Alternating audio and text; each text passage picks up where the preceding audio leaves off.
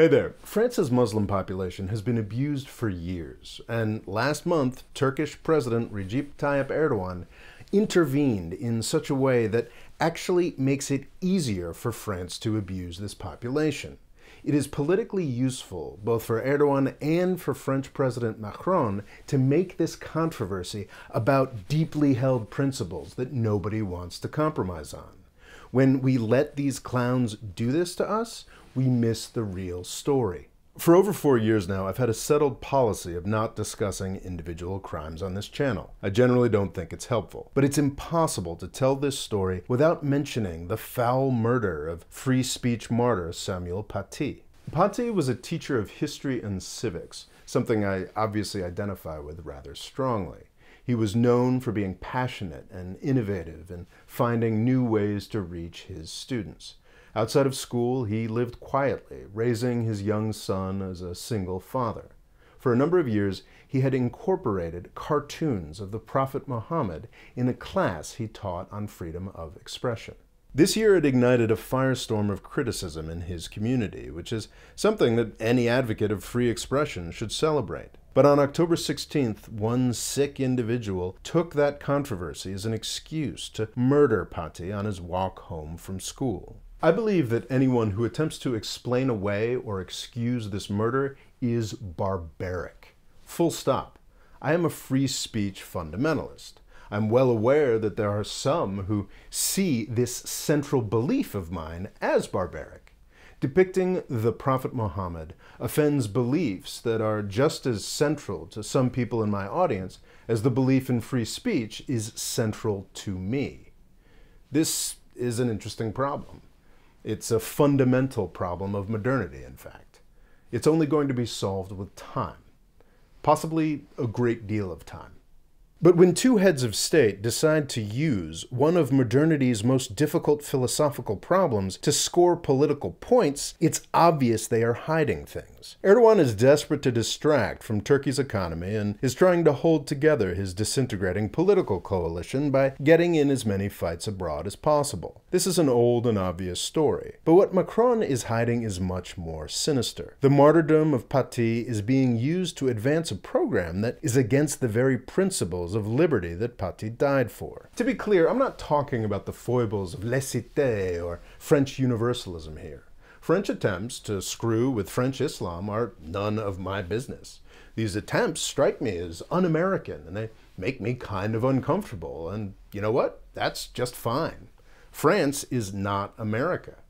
Honestly, I kind of see the French attempts to screw with mosques the way they've always screwed with churches to be kind of a touching sign of assimilation and acceptance. It's a sign that Muslims are now finally seen as citizens and not just guest workers. What I'm concerned with today is the scourge of counter-terrorism.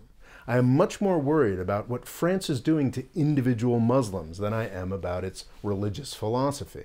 For years now, I've been talking about the way that Islamic terrorism is disappearing. Oil prices have been low for over 5 years, and our Gulf allies can no longer afford to spread their fundamentalism. Despite every strongman in sub-Saharan Africa's attempt to profit from US and French counterterrorism, interest in the topic is slipping away.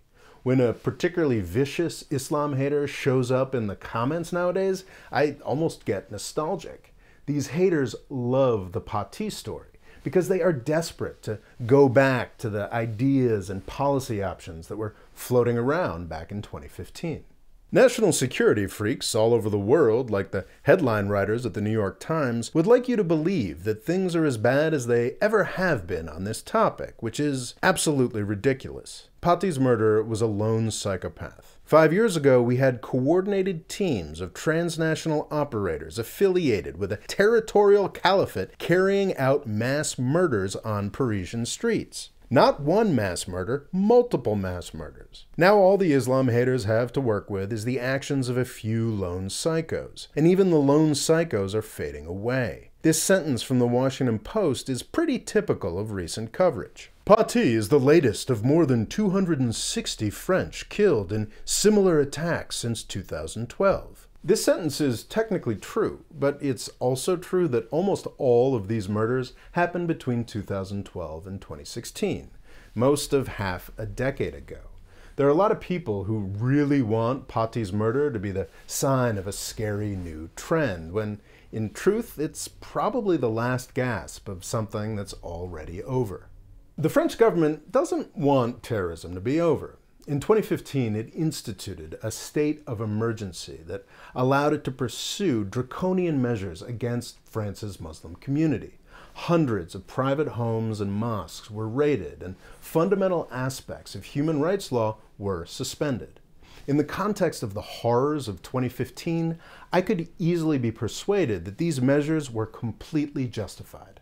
But the state of emergency that was supposed to last for a few weeks or months lasted for years. It continued after 2015 and after the last large-scale attacks in 2016. Finally, at the end of 2017, the state of emergency was technically lifted, but it wasn't really lifted. A couple of sweeping pieces of legislation made the state of emergency permanent. We are familiar with this kind of chicken shit authoritarianism in the United States. The Patriot Act and the hyper-militarization of U.S. security services in the aftermath of 9/11 is something I should cover much more on this channel. But what the French have done to themselves in service to the terrorists is much, much worse.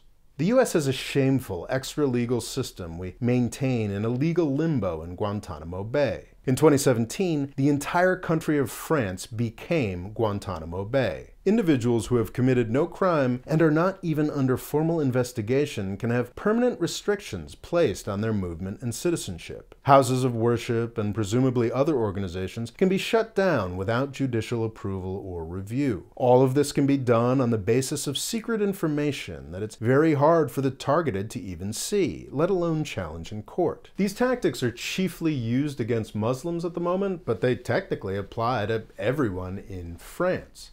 These Kafkaesque laws already explicitly include organized crime, which can really mean absolutely anything. Laws like this that destroy the freedoms of Western countries and increase tensions with Islam are exactly what the terrorists wanted. Great job, guys. So if Erdogan, or Pakistan's Imran Khan, really wanted to speak up for France's Muslims, there is a lot that they could say. But they're never going to really address the things that I just talked about, because at the end of the day, they agree with Macron on what states should be allowed to do to their people. So they bring up the prophet cartoons and escalate the clown show. Macron and Erdogan and others spent weeks arguing about fundamental principles in progressively louder and more embarrassing ways. This argument probably contributed to another two lone psychos lashing out in Nice and Vienna. As I said earlier, the controversy over Paty's martyrdom is deeply important. But if we let leaders bicker over this currently insoluble problem, we all become less free. Erdogan is using this controversy as an excuse to persecute Muslims in France and at home. And Macron is using it to persecute all French citizens and residents regardless of religion. The two men may seem to be fighting, but really, consciously or not, they are working together. Let me close with some reasons for optimism. The last time depictions of the prophet became a major geopolitical issue, almost a decade ago, there were violent riots all over the world. The tumult provided cover for an organized attack on a U.S. diplomatic compound in Benghazi, killing one of our ambassadors. The controversy contributed to horrific attacks in Europe and the amount of support the Islamic State got from some European Muslims. What we have this year, a handful of lone wolf attacks, cheese boycotts, and embarrassing tweet threads from former heads of state, are not exactly on the same level. Most hearteningly, the once powerful Islamophobia industry in the United States seems to be nowhere on this. The military-industrial complex that used to delight in elevating these tensions has moved on to China. We're all about defending Muslims in Xinjiang now. The hateful cranks are still out there, but fewer and fewer people are listening. I'm sure we'll have controversies over the depiction of the Prophet Muhammad for decades to come, but these controversies should continue to get more civilized and less lethal. Thanks for watching, please subscribe, and please consider signing up for my crowdfunding thing at the link here. By the end of the year, patrons contributing $2 a video will vote on what my next big multi-year project will be. Sign up to have a voice. Thanks.